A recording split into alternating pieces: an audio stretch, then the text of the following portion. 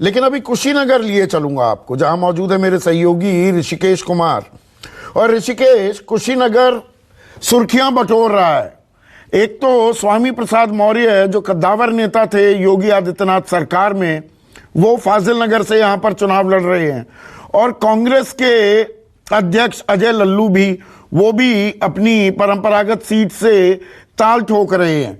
तो एक बाढ़ का जिक्र भी आया। ये डूब वाला इलाका है जिस इलाके में आप हैं, तो यहां मुद्दे किनकी गूंज सुनाई दी? या वोटर साइलेंट भी है, शांत भी है, मन की था नहीं दे रहा है? क्या आपने भी ये महसूस किया है?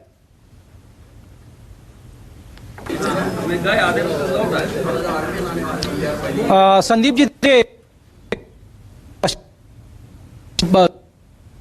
जी, तौर पर वो ये है कि जो मुस्लिम और यादव समीकरण है, उसके अलावा जो नॉन यादव जातियां हैं, वो पिछली बार बीजेपी के साथ ही 7 सीटें हैं और 7 में से 6 सीटें भारतीय जनता पार्टी के खाते में थी।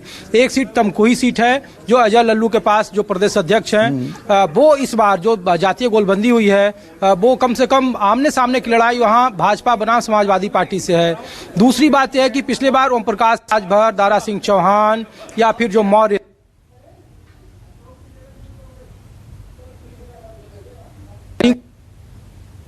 बार के जो चुनाव हैं उसमें ये तीनों ही जातियों में सेंध है। और ये एक बड़ा वर्ग कितना मिलता है ये 10 मार्च को पता चलेगा।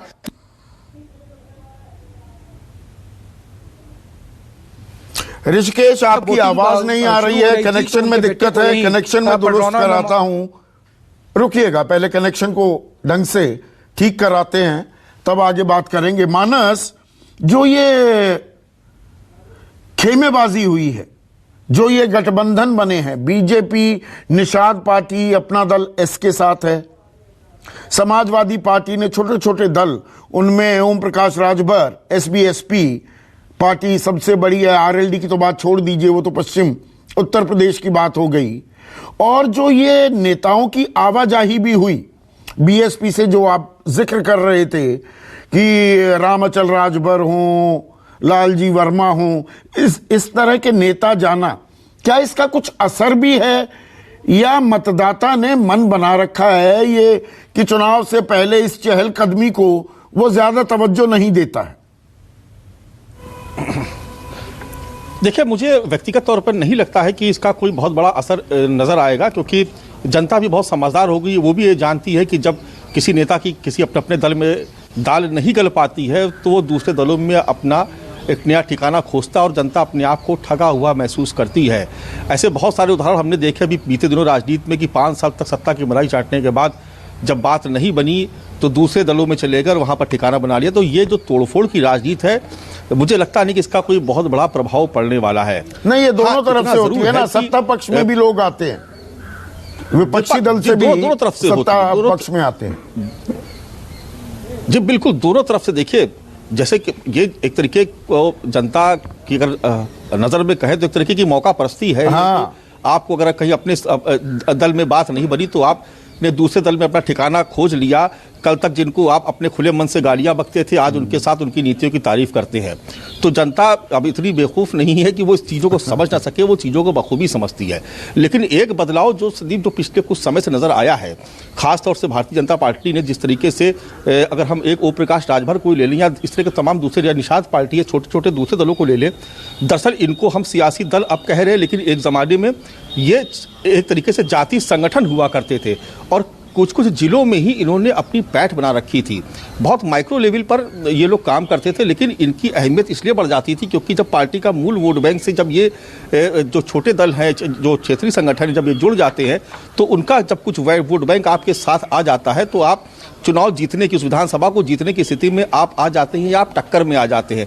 तो एक तरीके से ये जो क्षेत्रीय संगठन या क्षेत्रीय जो छोटे दल थे, जो कुछ जिलों तक सीमित थे, बड़ी पार्टियों से मिलने के बाद उन दोनों को ही एक तरीके से पूरक का काम करते थे। इसीलिए आप देखेंगे कि जी बिल्कुल, इसीलिए आप देखेंगे कि भारतीय जनता पार्टी ने एक सीट पर निषाद उम्मीदवार को उतारा और दूसरी सीट पे उसने निषाद पार्टी को सीट ही दे दी।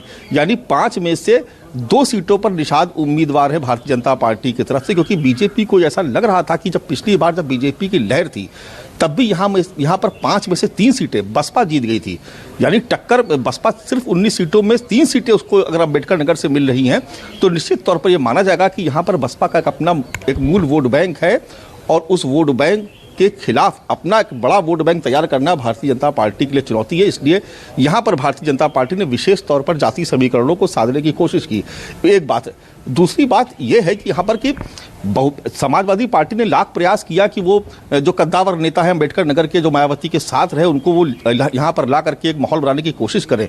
लेकिन मैं आपको बता दूं कि यहाँ जो उम्मीदवार बसपा के लड़ रहे हैं वो पूरे दमखम से लड़ रहे हैं और मायावती ने भी पूरी कोशिश की है कि यहाँ पर दलित और मुस्लिमों के साथ पिछड़ी जात के वोट बैंक को एक साथ खड़ा करके वो अपने उम्मीदवार को आगे ला सके। तो इसलिए मैं बार बार ये कह रहा हूँ कि अम्बेडकर नगर का जो मुकाबला है वो बहुत रोचक है और सिर्फ एक सीट पे नहीं, ये स्थिति 5 सीटों पर नजर आ रही, क्योंकि अंबेडकर नगर एक ऐसा जिला है जहां पर न केवल समाजवादी पार्टी, न केवल भारतीय जनता पार्टी, बल्कि बसपा ने भी अपनी पूरी ताकत लगा रखी है। ये अंबेडकर नगर वो जिला है जहां से कभी मायावती चुनाव जीत कर जाया करती थी। इस अंबेडकर नगर जिले में से लगातार मायावती यहाँ से जीतती रही है, उनकी पार्टी के लोग जीतते रहे, जिसको टिकट दे दिया वो जीत गया, वो बड़ा नेता बन गया अंबेडकर नगर जिले से। इस अंबेडकर नगर जिले में खासतौर से मैं कहूँगा न बसपा की, न भाजपा की, न सपा की, यहाँ पर तो मायावती और बसपा की साख दांव पे है और इसीलिए मायावती और बहुजन समाज पार्टी यहाँ पर पूरे दमखम से चुनाव लड़ रही है और यहाँ पर सभी 5 सीटों पर मुकाबला बहुत दिलचस्प है और त्रिकोणीय मुकाबला है। संदीप, बिल्कुल त्रिकोणीय मुकाबला है। अब बलिया लिए चलते हैं जहाँ मेरे सहयोगी प्रशांत देव हैं। बलिया मशहूर हुआ चंद्रशेखर की वजह से, बड़े नेता थे, देश के प्रधानमंत्री भी बने। अपने इलाके में हो प्रशांत, क्या कह रहा है इलाका?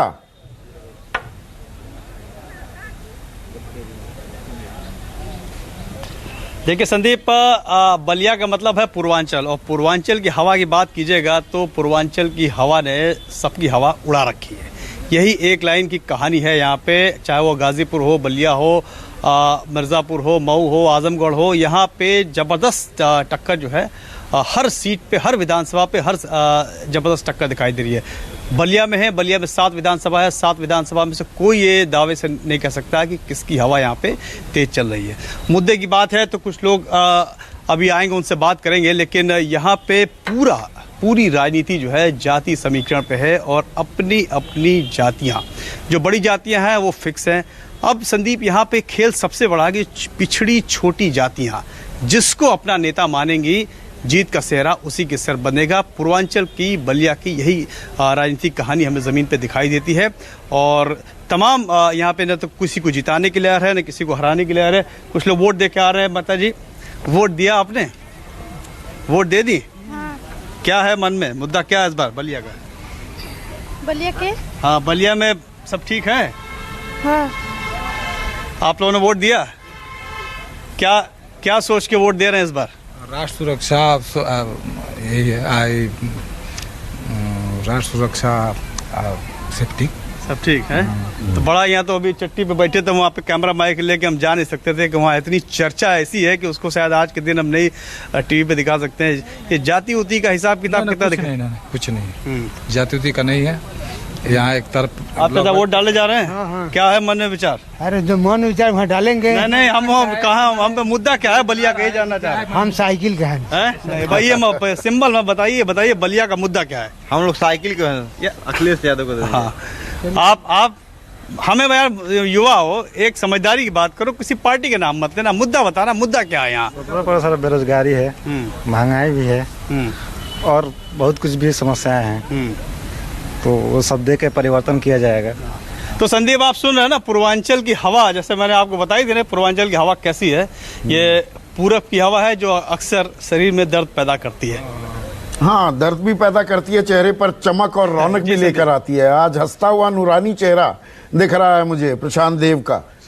चौथे चरण में वो खूंखार चेहरा दिख रहा था और बुंदेलखंड की, बांदा की महिलाएं देखिए बात करने को तैयार नहीं थी और आप पूरी खा रहे थे दोपहर में और मेरे मुंह में पानी ला रहे थे। तो चलिए थोड़ा देखिए। हाँ, बोलिए। देखिए संदीप,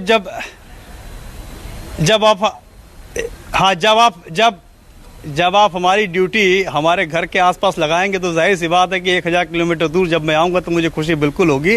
तो यह खुशी ऐसी बात की है, लेकिन यह है कि प्रत्याशियों, नेताओं के चेहरे होश उड़े हुए हैं कि बलिया कि राजनीति किस तरफ करवट लेगी, जो बने हुए हैं बने रहेंगे या उखड़ जाएंगे। बहुत जबरदस्त कांटे की टक्कर सभी सातों विधानसभा में बलिया में दिखाई तो दी। आपकी घर वापसी की खुशी, वो रौनक आपके चेहरे पर दिख रही है? रौनक तो पर राजीव के चेहरे पर रहती है, और राजीव तो खाना बदोश नोमैड बना हुआ है, ना घर का ठिकाना, ना ठोर का ठिकाना, कहीं कहीं भटकना, पर चेहरे पर फिर भी नूरानी अंदाज कब नहीं होता है राजीव के। हाँ राजीव, इसका सीक्रेट क्या है भाई?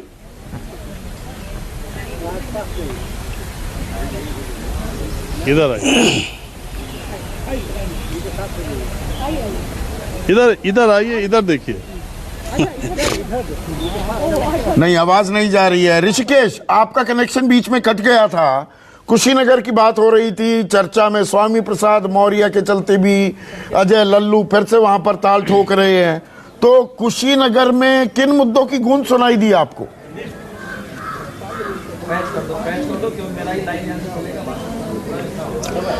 संदीप जी, देखिए वही बात बता रहा हूं कि पश्चिमी उत्तर प्रदेश के बाद भारतीय जनता पार्टी की जो सोशल इंजीनियरिंग थी, यहाँ दो चेहरे हैं, दारा सिंह चौहान, ओम प्रकाश राजभर, स्वामी प्रसाद मौर्य। ये तीनों जिस बिरादरी से बिलोंग करते हैं वो नॉन यादव ओबीसी है।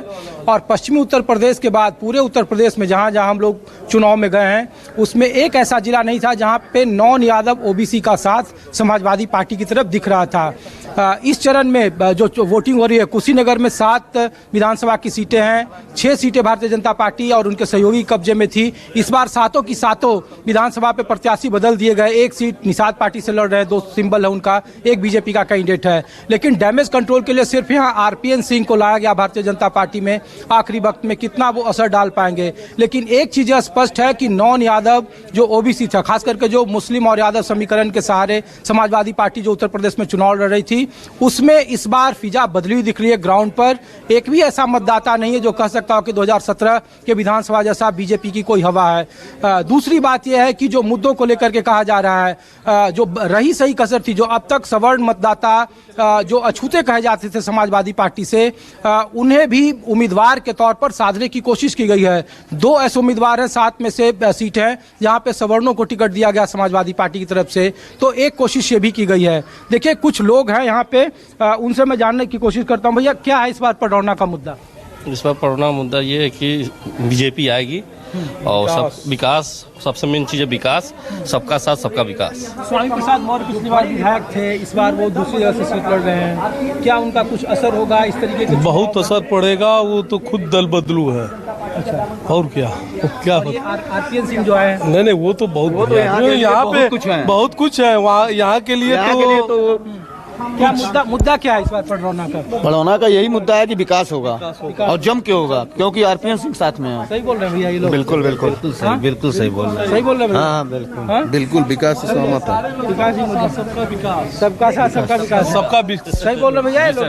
अपने तरीके से बोल रहे हैं। सही बात, हाँ सही बात, सही बोल रहे हैं भैया ये लोग? विकास का मुद्दा है। विकास का मुद्दा है। क्या भैया इस बार क्या है पडरौना का मुद्दा? विकास का मुद्दा। क्या भैया इस बार पडरौना का मुद्दा? विकास का ही मुद्दा है। पार्टी विशेष से कोई मतलब नहीं है, व्यक्तिगत वोट है जो विकास करने। 5 साल विकास पर मोहर या बदलाव वाला विकास पर मोहर? डर के भाग गए हैं वो। हाँ जी डर के भाग गए हैं। जी सही बोल रहे हैं भैया? सही बोल रहे हैं सही लोग? मुद्दा क्या है सर पडरौना का?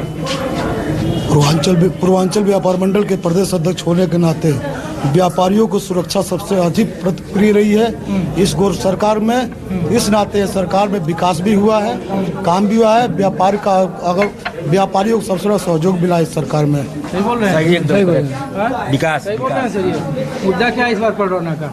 मुद्दा बहुत बढ़िया मुद्दा है। अब इससे बढ़िया क्या लोगों को मिलेगा?